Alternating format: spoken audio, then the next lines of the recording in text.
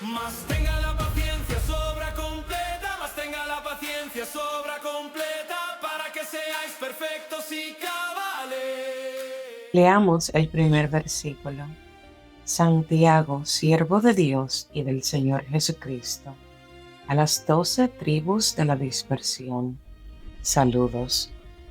Y es que este libro de Santiago empieza de una manera muy especial, porque habían varios hombres en el Nuevo Testamento llamados Santiago.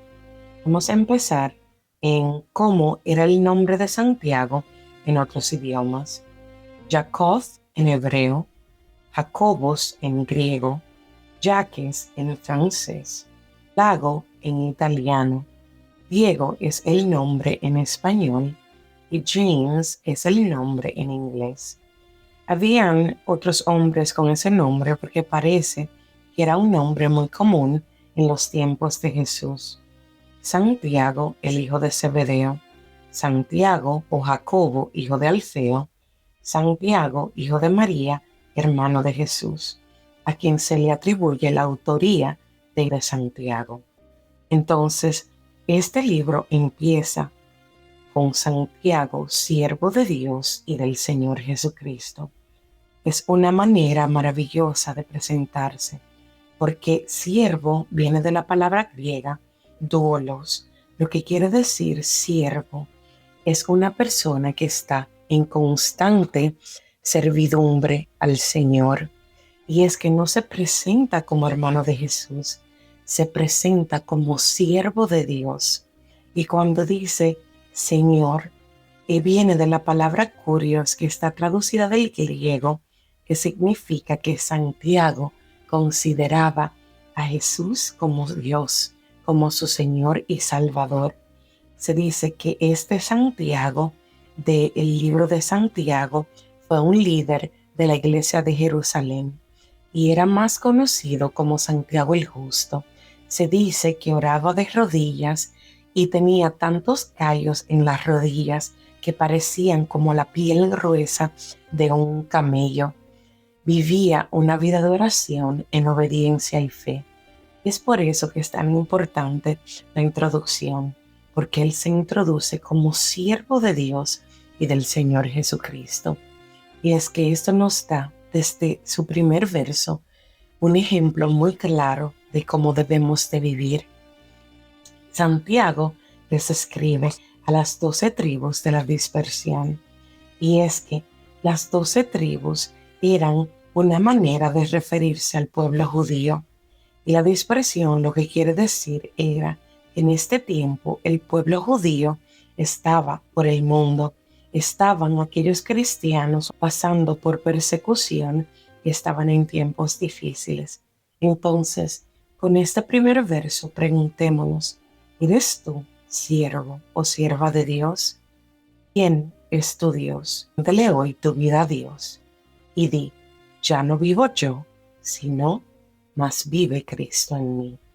Así debe de ser nuestro corazón, un corazón humilde, un corazón que obedezca, un corazón que pertenezca completamente a Cristo.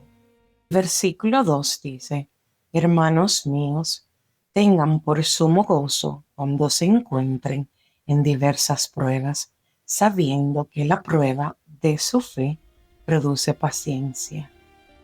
Aquí vemos cómo dice que tened por sumo gozo, y es una cosa que suena extraña y hasta paradójica, que diga, ¿cómo podemos tener gozo cuando estemos pasando por diversas pruebas? Y vemos aquí que dice, tened por sumo gozo cuando. Santiago no dice si nos hallamos o si nos encontramos en diversas pruebas. Santiago usa cuando os halléis. Es que las pruebas son parte de nuestra vida cristiana. Es algo claro. Es que si creemos en Jesús y hemos hecho profesión de nuestra fe en nuestro Señor Jesucristo, nuestra fe será puesta a prueba y eso es inevitable. revela en la prueba. ¿Está Dios en control o no? ¿Le das el control de tu vida a Dios o no crees? La prueba produce paciencia y la paciencia nos da la corona. La paciencia original en el griego es upomone. No significa solamente ser paciente como aquellas personas que esperan pacientemente, sino que significa resistir sin rendirse. O sea, la palabra paciencia aquí, en este contexto, significa permanecer. Dice en Romanos, versículo 17, que la fe viene por el oír y el oír la palabra de Dios. La fe nace al escuchar la palabra de Dios. Pero como nos dice aquí Santiago, la fe en prueba se confirma la fe en la prueba al vivirla. La prueba de su fe produce paciencia, o sea, resistir hasta que la paciencia haga su obra completa en nosotros. Entonces Dios nos pregunta diariamente, específicamente en las pruebas: ¿confías en mí? ¿Confías tú en Dios? Nuestra vida y nuestro comportamiento son las respuestas a esta pregunta. Si tú confías en Dios, entonces se mostrará en cómo te comportas en tu diario vivir, en tu trabajo, con tu familia, con tus compañeros de trabajo. Y es que el propósito del sufrimiento es prepararnos nosotros para ministrar a otros que tal vez pasen por lo que estamos pasando nosotros en el día de hoy. Entonces, hoy te pregunto, ¿confías en Dios? ¿Está Dios en control de tu vida o no?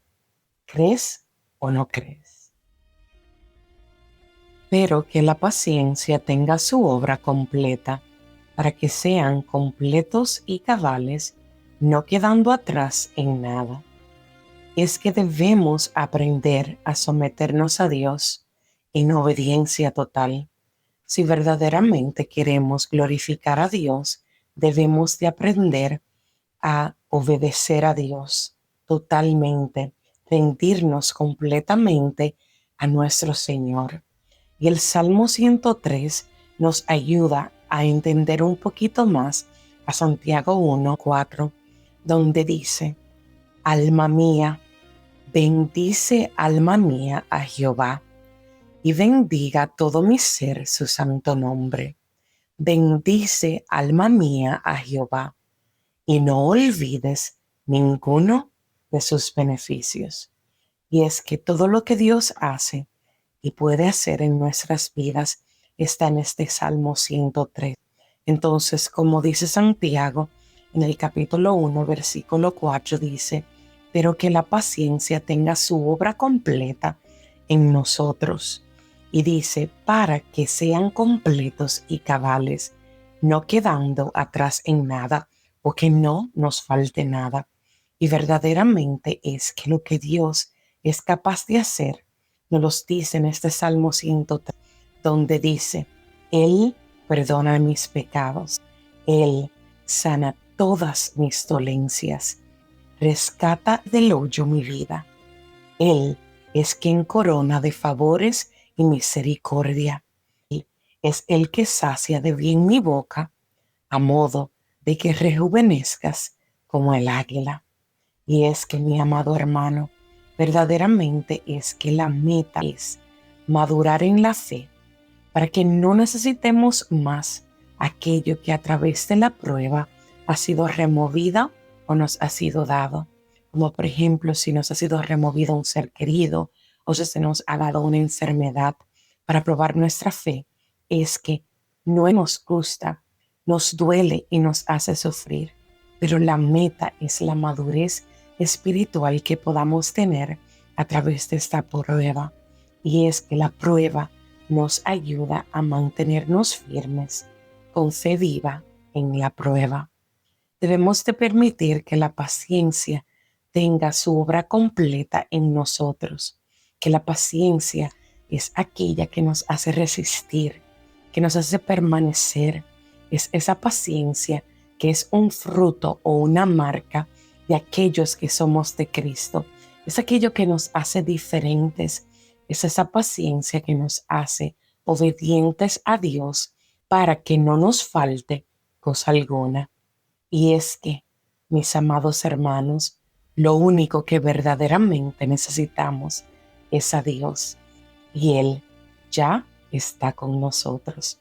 Entonces, aquellos que son de Cristo tienen una marca de la paciencia, aquella paciencia que nos hace mantenernos firmes, con una fe viva que demostramos diariamente, aun en los momentos más difíciles, aun en los momentos de prueba. Y si a alguno de ustedes le falta sabiduría, Dios, quien da a todos con liberalidad y sin reprochar, le será dada. Pero pida con fe, no dudando nada, porque el que duda es semejante a una ola del mar, movida por el viento y echada de un lado a otro. Y no piense tal hombre que recibirá cosa alguna del Señor. El hombre de doble ánimo es inestable en todos sus caminos. Y este versículo número 5, y si alguno está falta de sabiduría, pídela a Dios.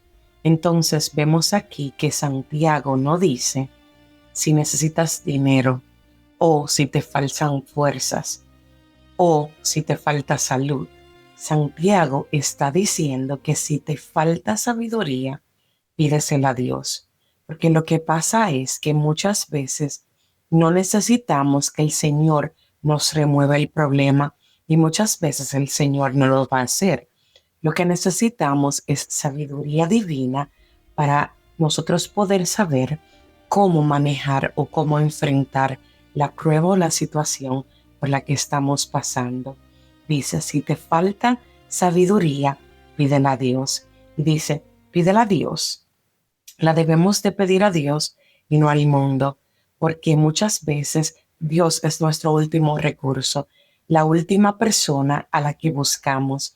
Primero buscamos a nuestros amigos, a nuestro esposo, a nuestros familiares, y lo último que hacemos cuando tenemos un problema es buscar de Dios, cuando Dios debería ser el primero, el único al que busquemos. Entonces, lo maravilloso de esto es que Dios le da a todos la sabiduría que necesitan. Si nosotros la pedimos, Él no hace acepción de personas. Dios da sabiduría a todos abundantemente. Y es que cuando le pidas a Dios en el versículo 6, debes creer que Él puede hacer las cosas y que Dios tiene la disponibilidad de responderte aquello que estás pidiendo. Y si está de acuerdo a su voluntad, Dios lo hará. Entonces, donde dice en el versículo que debemos de pedir sin duda, sin dudar nada, es porque la duda es semejante a una ola del mar, movida por el viento y echada de un lado a otro. Básicamente es porque cuando pedimos a Dios y dudamos, estamos mostrando inestabilidad. Y esa inestabilidad es como una ola del mar que es arrastrada por el viento. Cuando dudamos, perdemos la firmeza. Y si confiamos en Dios, entonces, ¿cómo podemos dudar? Si dudamos y entonces Dios nos responde, ¿cómo podremos reconocer la respuesta de Dios cuando llegue? ¿Ves? Por eso es importante que no dudemos cuando pidamos a Dios, porque Él es capaz de hacer lo que le estamos pidiendo y Él tiene la disponibilidad, el deseo de responder y quiere respondernos ahora. Todo depende si lo que estamos pidiendo está en la voluntad de Dios. Entonces dice que el hombre de doble ánimo, así es como termina este versículo 8, es inconstante en todos sus caminos. ¿Ves? Dios es un Dios en lo absoluto, porque dice es inconstante en todos sus caminos, no en alguno de sus caminos, sino en todos. Entonces, el doble ánimo es cuando el hombre o la mujer de Dios tiene su corazón dividido es que no podemos creer en Dios, pero también depender de nosotros mismos. No podemos confiar en Dios, pero al mismo tiempo tener temor. Y es que no se trata de tener momentos de debilidad. Todos podemos tener momentos de debilidad. Es que debemos de creer que Dios puede hacer lo que nosotros hemos pedido. El doble ánimo es un poco distinto. Es querer a Dios solo cuando nos conviene o dudar de su amor cada vez que algo está mal. Y es que o creemos que Dios tiene el control o no creemos, o confiamos en Dios o no confiamos en Él. Y es que verdaderamente cuando no sepamos qué hacer, cuando nuestro camino se vea oscuro, cuando lo que debemos de hacer es pedirle a Dios sabiduría, debemos hacerlo con fe y esperar con confianza, con un corazón firme, porque Dios da sabiduría. Él no la guarda para unos pocos. Dios no hace acepción de personas. Y mientras aprendemos a confiar, nuestra fe se fortalece, nuestro corazón se vuelve más sabio. A través de las pruebas podemos ver que nuestro corazón se parece cada día más a nuestro Señor Jesucristo. La meta a través de las pruebas es desarrollar nuestra paciencia, desarrollar nuestra sabiduría para parecernos cada día más a nuestro Señor Jesucristo. Hermanos míos, tenga la paciencia, su obra completa, más